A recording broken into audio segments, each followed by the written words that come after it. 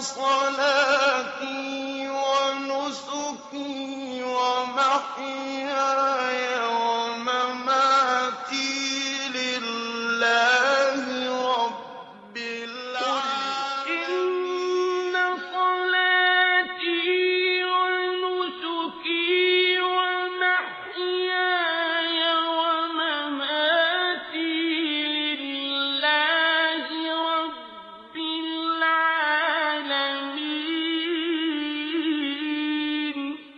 السلام عليكم ورحمة الله. Alhamdulillah, wassalatu wassalamu ala Rasulillah. Ibadah, or acts of worship from head to toe. How to increase our iman, how to perfect our iman, and how to live our life according to what Allah subhanahu wa ta'ala wants from us. It's easy to say that the purpose of our life is to worship Allah subhanahu wa ta'ala alone. But what is that in the reality of our life? How can we use every single part of our bodies to fulfill this purpose? This is the subject that we need to have the knowledge of, and then we need to have the patience to fulfill it. No matter how much details we will talk about it, still in general, we need to spend more time and to understand the different acts of worship and how to please Allah subhanahu wa ta'ala with the different parts of our bodies. And we need to spend the time to be patient to fulfill these acts of worship and to use the different parts of our bodies for the sake of Allah subhanahu wa ta'ala according to the way of the Prophet sallallahu alaihi wasallam.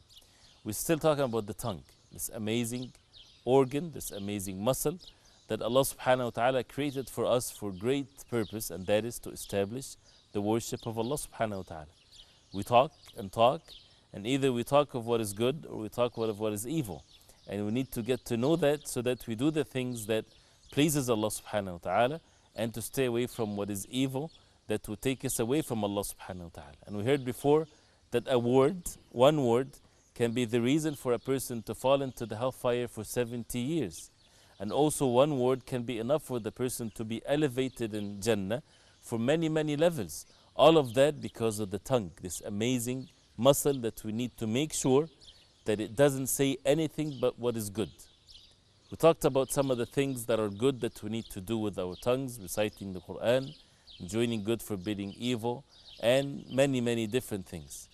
Now we need to talk about some of the evil things that we need to avoid speaking and talking about it, and to have the patience not to say what is evil, what displeases Allah subhanahu wa ta'ala. And there are so many. When it comes to the problems that we have with our tongues, it is of two categories. The first category is to say what is evil with different examples. The other thing is to conceal the truth. Concealing the truth, although it's negative act, a person is not saying anything, but this is an evil act because Allah subhanahu wa ta'ala ordered us to speak the truth. So in a situation, in a state, when it is mandatory for the person to say the truth and he conceal the truth, then definitely this is an evil crime. Concealing the truth can be of two different types. Whether a person would distort the truth and say the opposite of it, right? Saying things to distort the truth, or a person would not say anything altogether. And they're both evil. And this is something that is condemned in the Quran. And this is something also that would lead the person to the hellfire, because our job on the face of earth is to say what is right and to be brave to say what is right and not to be scared from speaking the truth and making sure that the truth is conveyed to the people. Otherwise, we are responsible for the actions of those who are deceived by our own speech and actions. When it comes to the evil things to be said by the tongue, there are so many of them. Let's take some of these examples so that we protect our tongue from what is evil. And the only person that would be successful in guarding one's tongue from saying what is evil are those who would do that only for the sake of Allah subhanahu wa ta'ala alone. One of the most dangerous evil acts that a person would say and would use his tongues in achieving, that is al-qawlu ala Allahi bila ilm. When a person would speak about Allah subhanahu wa ta'ala without knowledge. We know that speaking about Allah subhanahu wa ta'ala, it has to be from wahy, revelation from Allah. After the Messenger sallallahu alayhi wa sallam, we have the Quran and the Sunnah of the Prophet sallallahu alayhi wa sallam. We don't say about Allah subhanahu wa ta'ala except we know for sure that this is in the Quran or in the Sunnah of the Prophet sallallahu alayhi wa sallam. And this is something that Allah subhanahu wa ta'ala mentioned in the Quran as a crime that comes among set of crimes that this is the worst of them. As Allah subhanahu wa ta'ala says in the Quran, قُلْ إِنَّمَا حَرَّمَ رَبِّيَ الْفَوَاحِشَ مَا ظَهَرَ مِنْهَا وَمَا بَطَنَ وَالْإِثْمَ وَالْبَغْيَ بِغَيْرِ الْحَقِّ وَأَن تُشْرِكُوا بِاللَّهِ مَا لَمْ يُنَزِّلْ بِهِ سُلْطَانًا وَأَن تَقُولُوا عَلَى اللَّهِ مَا لَا تَعْلَمُونَ. This is mentioned in the order of what is less to what is the worst, although there are sins. But it starts with al-fawahish, with sins, right? Whether it's openly or inwardly. And sins and transgression, when it comes also to matters of sins, and to associate partners with Allah, and we see how it's going into that order. Associating partners with Allah, the shirk, is the most dangerous crime that can ever be committed on the face of earth. The worst sin can ever be committed. A sin that is not forgivable whatsoever if a person dies in that state. But then after the shirk, there is another crime is being mentioned, and that is the subject. وَأَن تَقُولُوا عَلَى اللَّهِ مَا لَا تَعْلَمُونَ. That you would speak about Allah subhanahu wa ta'ala without knowledge. This is mentioned in a category that is worse than shirk, worse than associating partners with Allah subhanahu wa ta'ala. And how can a person fall into this major sin? Is by using the tongue. Saying about Allah subhanahu wa ta'ala without knowledge. Whether it's matters, of course, matters of the religion. And this is something also mentioned in the Quran. وَلَا تَقُولُوا لِمَا تَصِفُ أَلْسِنَتُكُمُ الْكَذِبِ هَذَا حَلَالٌ وَهَذَا حَرَامٌ لِتَفْتَرُوا عَلَى اللَّهِ الْكَذِبِ.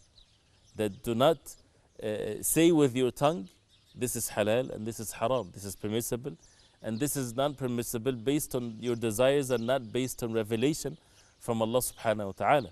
That the great and the severe warning is for those who would spread lies and talks about Allah subhanahu wa ta'ala, lying and not saying the truth when it comes to talking about Allah subhanahu wa ta'ala.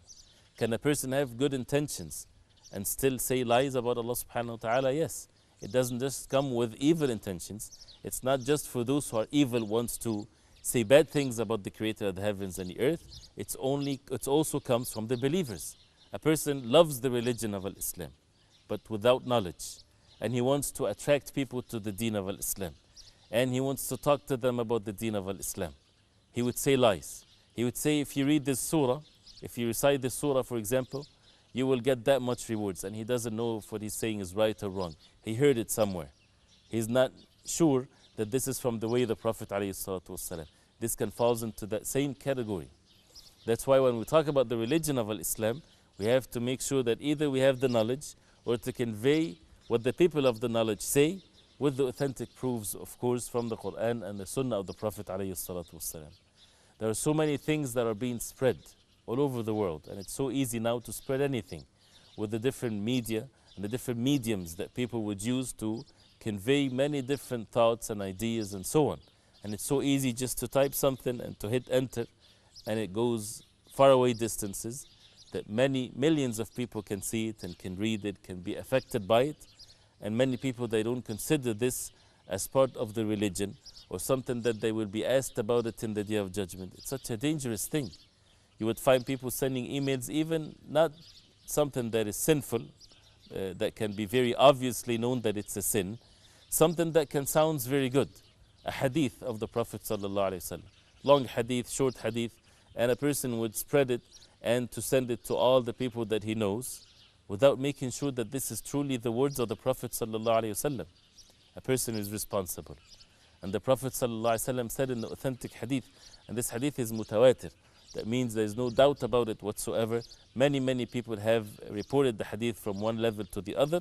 The Prophet ﷺ said, "Man kadhaba alayya muta'ammidan falyatabawwa miq'adahu min an-nar," which means whoever lies against me, lying, saying something about the Prophet ﷺ that is not true, he should prepare himself for a position, a place in the hellfire, which means that he or she are among the people of the hellfire. Why? Because they lied. They said something that is not true about the Prophet ﷺ, saying a hadith that is not true, and so on and so forth. So this is definitely a very dangerous crime, a very dangerous thing for a person to speak about Allah subhanahu wa ta'ala, or to speak about the deen of Islam without knowledge. And also gives us the responsibility that we don't convey anything unless we know for sure that this is the truth, that this is the way of the Prophet sallallahu alaihi wasallam, that this is how the people of knowledge, they interpreted the verses of the Quran or the sayings of the Prophet sallallahu alaihi wasallam. As a result of this evil act, that many people might not consider it as an evil act, That's why so many innovations in the religion, they spread among the Muslims. Why? Because of this. People would invent things in matters of the religion. It is okay to invent things in materialistic and physical knowledge, chemistry, physics, this and that. There's no harm. But when it comes to the deen of Islam, that we receive it by the wahy revelation from Allah subhanahu wa ta'ala, it's not for us to say I like this or I don't like this. And I would invent an act of worship so that people are attracted to the Quran, or a way to recite the Quran, or a way to make dhikr. This is all evil acts, even though it sounds good. Imagine someone would tell the people, pray dhuhr 5 rak'ah, because you recite more Quran, you make more dua. This person is evil. He's changing in the religion of Islam. The same concept in any act of dhikr, in anything, whether it's halal or haram, we have to follow the way of the Prophet ﷺ, and to follow his way and to be away from innovations in the religion. So just to make it easy and simple, because the subject is very comprehensive, before we say anything, before we do any act, we need to ask ourselves the question. If it's for the sake of Allah subhanahu wa ta'ala, and is this according to the way of the Prophet ﷺ? It's a valid question to ask the people of knowledge. Ask the people of knowledge in your locality. Are we doing this according to the way of the Prophet ﷺ? And either the person would say out of his knowledge, or he would bring you the evidence. But this is your right as a Muslim, to make sure that you follow the Prophet ﷺ in every single and every act and every speech and so on and so forth. And that's why speaking about Allah subhanahu wa ta'ala has to be with knowledge and not based on ignorance. And this is a major crime, and we ask Allah subhanahu wa ta'ala to protect us from that. One of the diseases that comes in the tongue that we need to cure ourselves and to stay away from.